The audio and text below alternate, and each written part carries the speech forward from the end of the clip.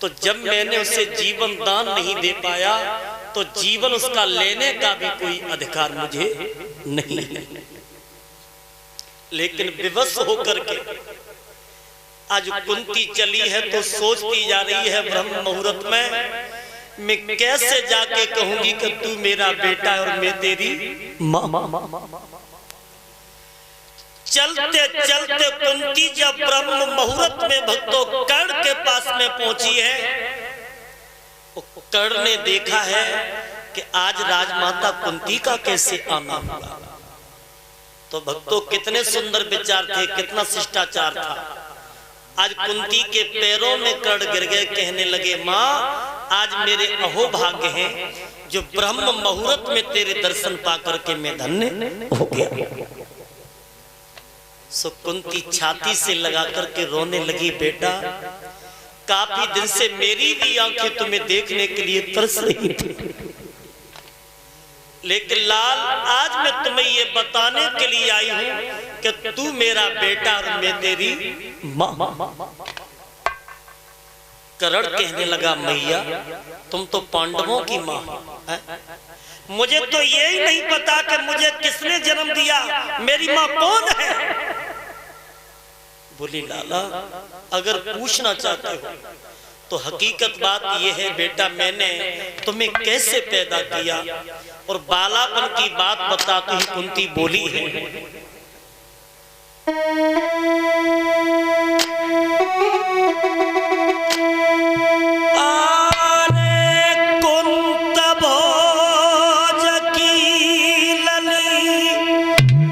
बताने लगी पिछली बार और लगती बाबुल को अति प्यारी।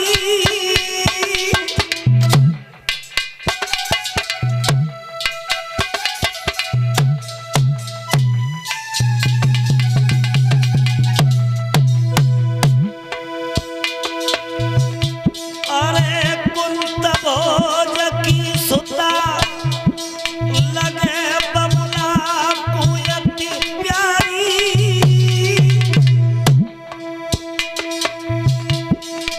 अरे मैंने करी तपस्या बालापन में जब थी हम कुंवारी, बेटा करी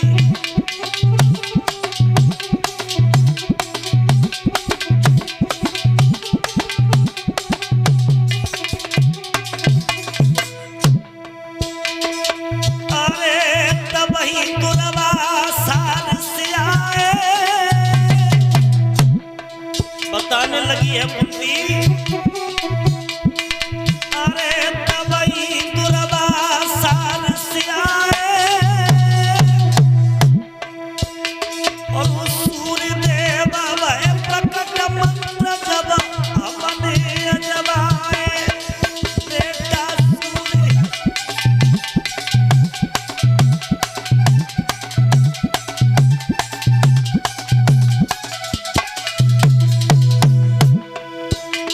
ध्यान देने की बात है। कुंती ने अपने पिता का नाम क्या बताया? कुंत भोज। लेकिन ये कुंत भोज की लड़की नहीं थी, ये राजा सूरसेन की लड़की थी। और कुंत भोज कौन थे? सूरसेन के मित्र थे। तो सूरसेन से मित्र ने कहा था कुंत भोज ने कि मेरे कोई पुत्र नहीं है ना कोई पुत्री है और मेरा नाम डूब जाएगा, इसलिए हे राजा सूरसेन तुम्हारे घर में अगर कोई संतान हो या लड़की हो या लड़का हो वो आप हमें दे देना। तब सूरसेन के लड़की पैदा हुई थी तो बचपन से ही अपने मित्र कुंत भोज को दे दिया था। तब राजा कुंत भोज ने उस लड़की का क्या नाम रखा था? कुंती। तो वही कुंती अपने बालापन की बता रही है कि बेटा जब मैंने तपस्या की थी तो दुर्वासा ऋषि ने आकर के एक मंत्र दिया था। वो मंत्र सूर्य भगवान को प्रसन्न करने के लिए, और जब मैंने मंत्र का जाप किया तो सूर्य भगवान मेरे पास आए थे।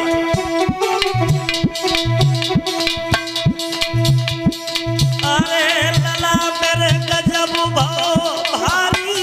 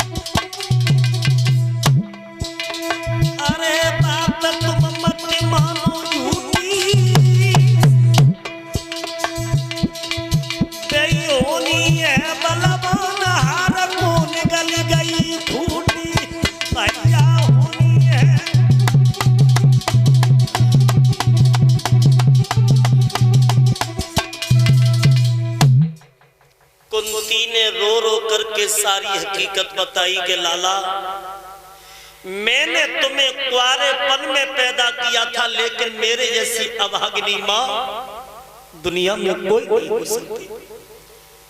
मेरा दोष इतना था कि बेटा, मैंने समाज में बुराई छिपाने के लिए और तुझे पैदा होते ही संदूक में बंद करके नदी में फेंक दिया था। सो करण पैरों में गिर गया। मां, तुमने जन्म दिया तो अच्छा किया, लेकिन जन्म देते ही देते मेरा गला घोट के क्यों नहीं मार दिया था? आज तो माँ की ममता दिखा रही हो, लेकिन माँ तूने मुझे 9 महीना अपनी कुच्छा में रखा। मैं तेरा ऋणी, तू हमसे कछु मांग ले। कुंती कहने लगी, लाला और कुछ नहीं मांगने आई हूं, केवल इतना कहने आई हूं कि आप दुर्योधन का साथ छोड़ दीजिए और 5 भाइयों में मिलकर के रहिए, क्योंकि दुर्योधन अन्यायी है, दुष्ट है। सोई करण कहने लगा, मां मर सकता हूं, लेकिन दुर्योधन का साथ छोड़ नहीं सकता। बार बार कुंती समझाती है, लेकिन भक्तों ऐसी भी दुनिया में मां हो गई। करण कहने लगा, मैया अगर तुम नहीं मानते हो तो दिल खोल के मांग लो, किस उद्देश्य से आई? तो वो कुंती बोली, लाला अगर पूछना चाहते हो तो सुनो, मैं तुम्हारे पास क्यों आई? अरे पांचा बड़ा तो परशुराम के बेटा ही बलकारी।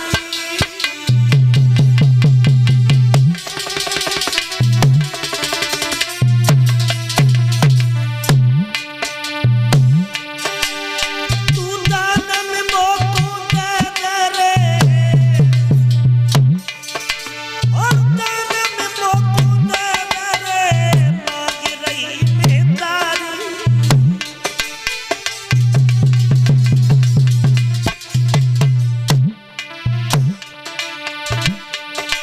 मेरे बेटा पूर्ण कर दे मेरी आस, कि नहीं मार की खातिर करण में आई तेरे पास।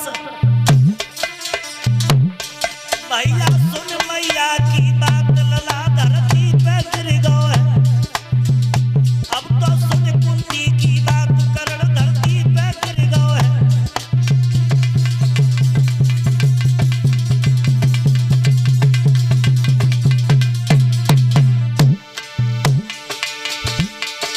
धरती पे गिर गो है, करण धरती पे गिर गो है। अब तो सुन मैया की बात, करण धरती पे गिर गो है।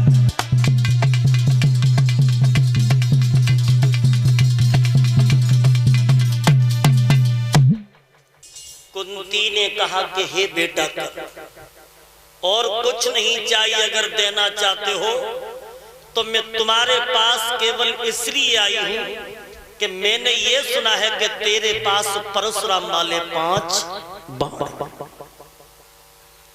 एकदम भाइयों ठाड़े से पछाड़ खा के करण गिर गया।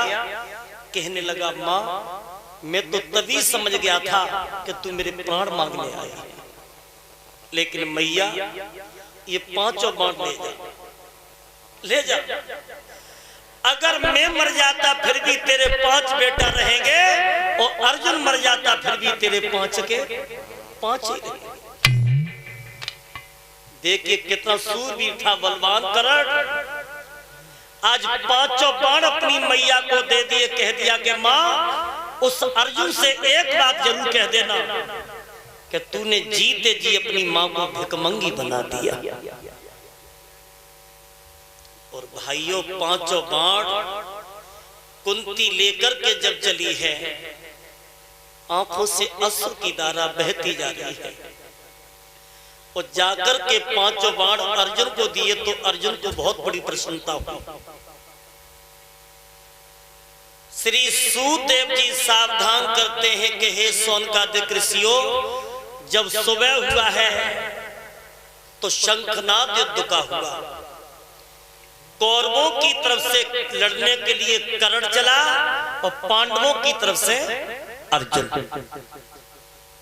तो कर्ण के रथ के सारथी है शल्य और अर्जुन के रथ के सारथी है भगवान श्री कृष्ण।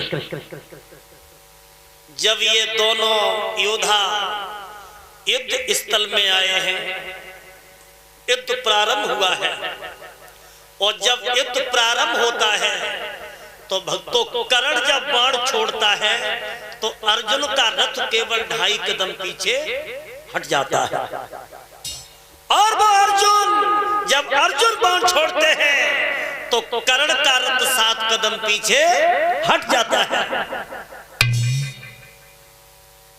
तो कर्ण रोने लगा, और क्षत्रिय कभी युद्ध में रोता नहीं, लेकिन रोने क्यों लगा कि अगर आज मेरी मैया कुंती मेरे 5 बार नहीं ले जाती तो युद्ध में मुझे हार का सामना नहीं करना पड़ता।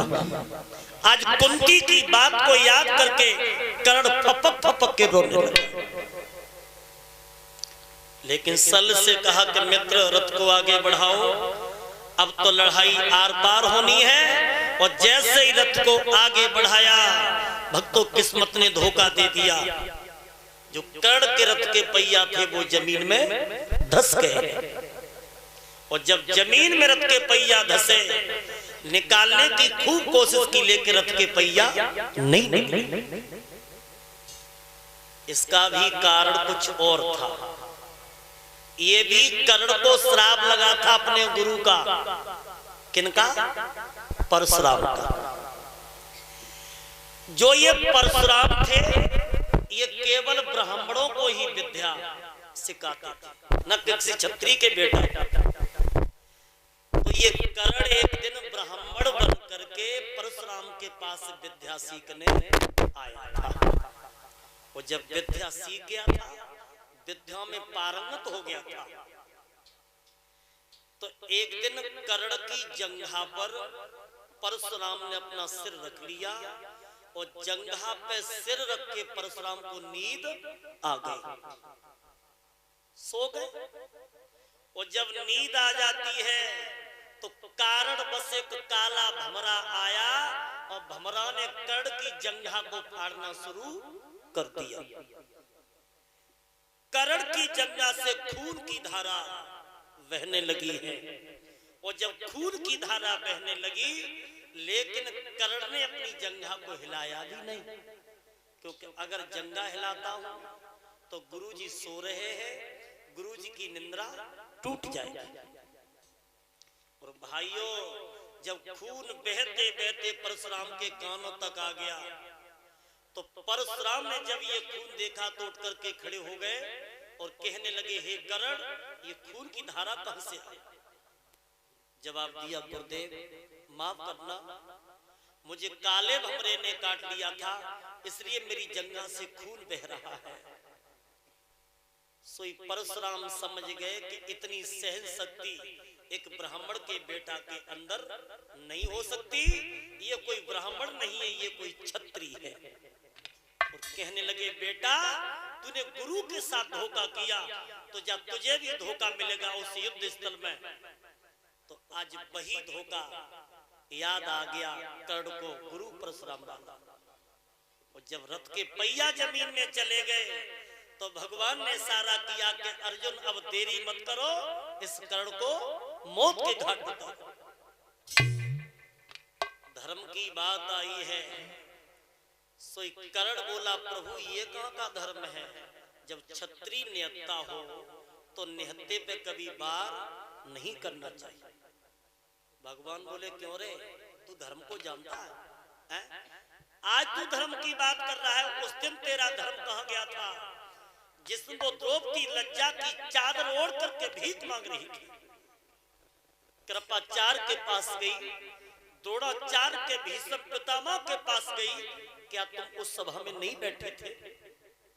और उस दिन तेरा धर्म कहां गया था जब 7 महारथियों ने घेर करके अर्जुन का बेटा अभिमन्यु मरवा दिया था? क्या वो निहत्ता नहीं था? और उस दिन तेरा धर्म कहां गया था जब तूने पांडवों के लाक्षा गृह में अग्नि लगवाई थी? वो आज धर्म की बात कर रहा है। एक बात कह रे करण,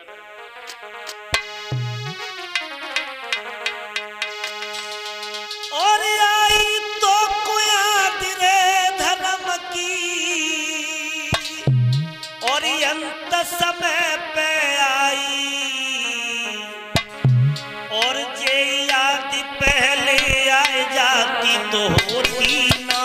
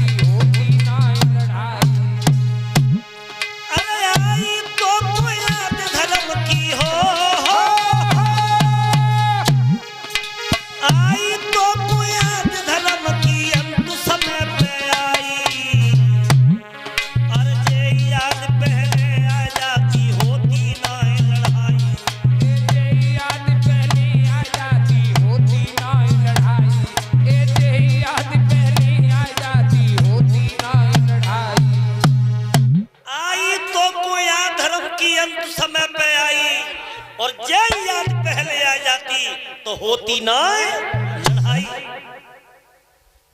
आज तुम धर्म की बात करते हो करण, भक्तों उसी समय भगवान मुरली मनोहर ने इशारा दिया अर्जुन को कि इसका अंत कीजिए। सो भक्तों बाणों की बौछार आज अर्जुन ने कर्ण के ऊपर करी है। सबसे पहले सारथी मारा गया, उसके बाद कर्ण के शरीर में बाणों की सैया सी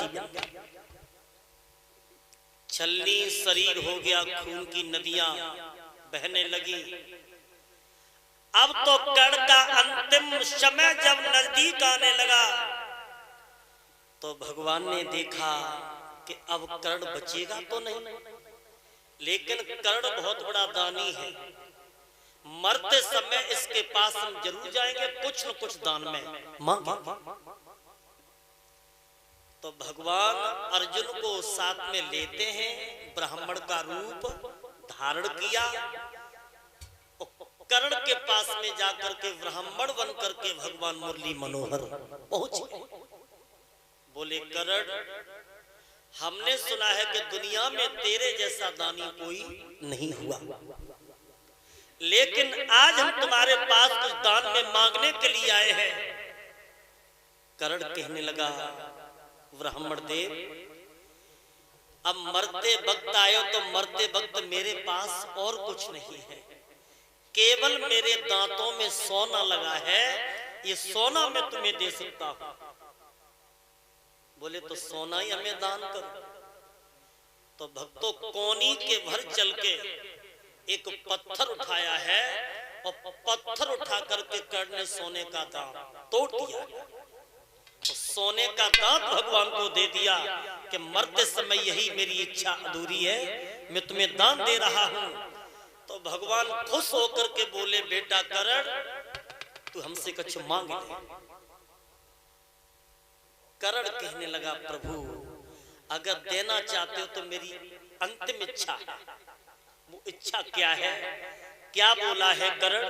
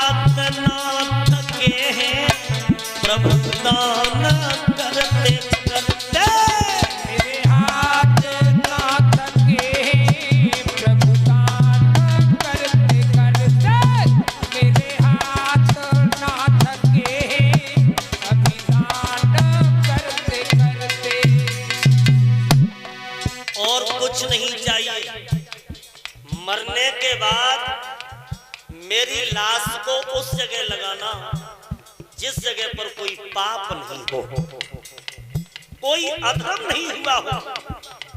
और इतनी कहकर के कर्ण ने भगवान की मूर्ति को हृदय में धारण किया और अपने प्राणों को छोड़ दिया है।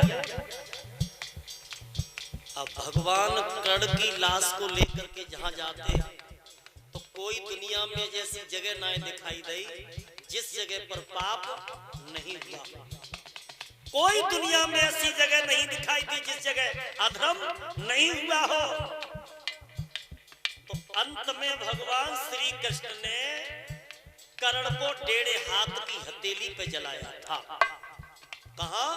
1.5 हाथ की हथेली पर संस्कार किया।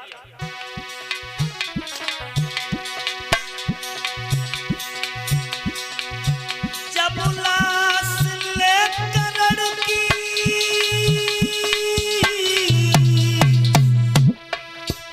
कान्हा ने है जलाई और जली रही है तेज ज्वाला तो आवाज एक आई। जली रही है तेज ज्वाला आवाज एक आई। जली रही है तेज ज्वाला आवाज एक आई।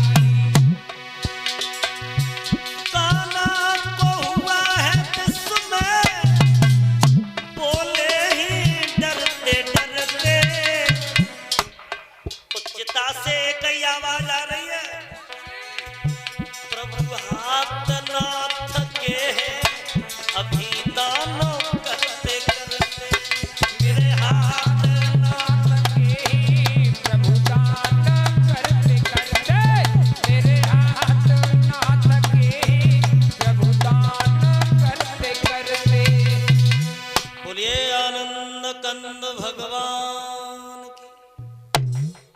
कर्ण का तो अंत हो गया और जब कर्ण का अंत होता है तो सभी पांडव लौट करके अपने अपने कक्षों में आए हैं।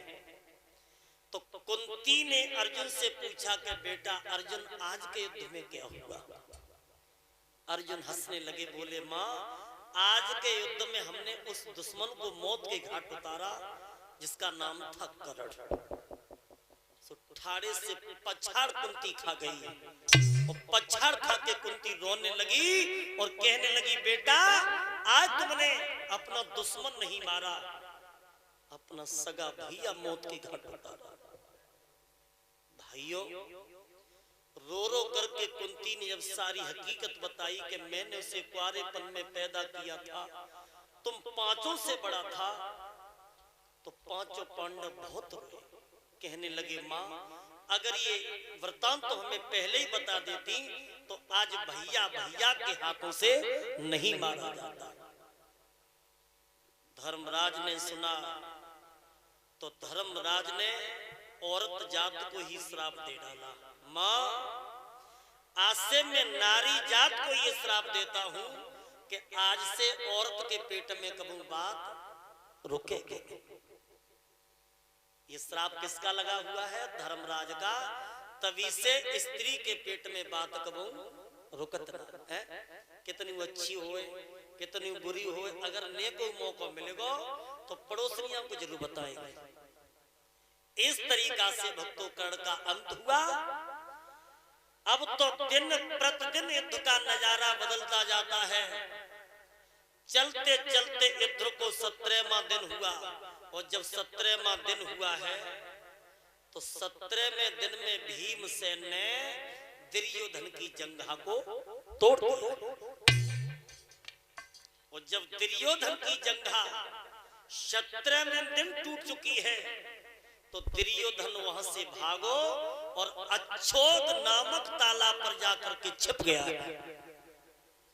वो तालाब पे छिप करके ये पड़ा पड़ा रोने लगा।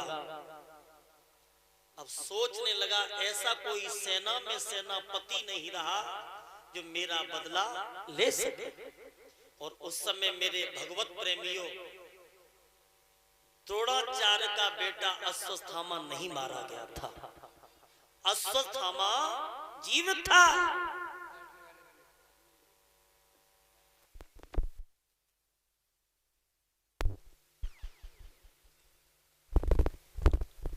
बोलिए आनंद कंद भगवान की जय, सतगुरुदेव भगवान की जय।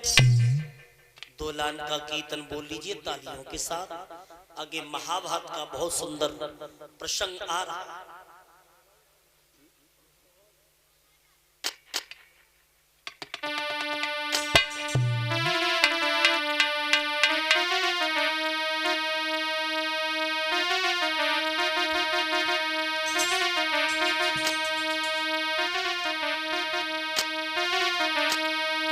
अरे सतगुरु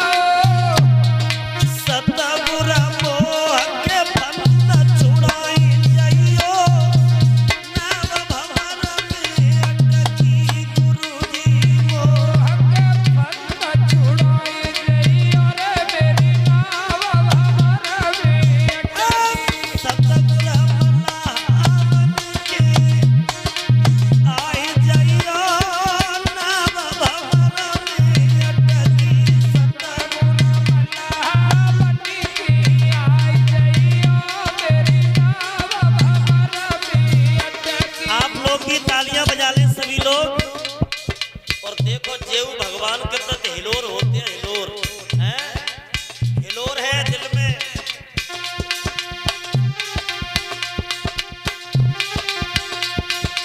अरे बनू कैसे बीनू सामरिया कटो जमुना को पानी। अरे बनू कैसे बीनू सामरिया कटो जमुना को पानी। अब कैसे बीनू सामरिया दैया कटो जमुना को पानी। अब बनू कैसे बीनू सामरिया कटो जमुना को पानी। अब कैसे बीनू सामरिया कटो जमुना को पानी। अरे जब पानी मेरे तरबन पे पानी मेरे तरबन पे अब मेरे बिछुआ दीजे सामरिया कटो जमुना को पानी। मेरे बिछुआ भीगे सामरिया कटो जमुना को पानी।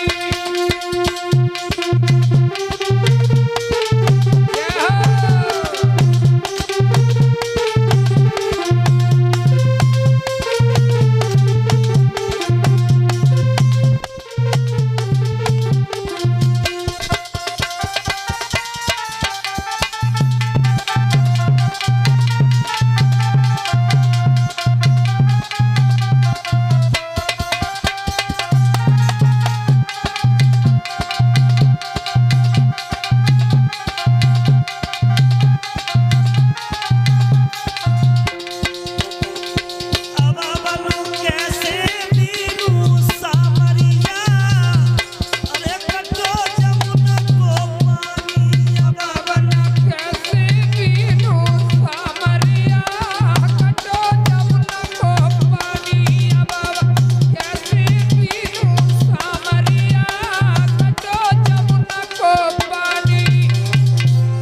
अरे जब पानी मेरे मुरबन पे अब पानी मेरे मुरबन पे अब मेरी पायल भीगे सामरिया कटो जमुना को पानी।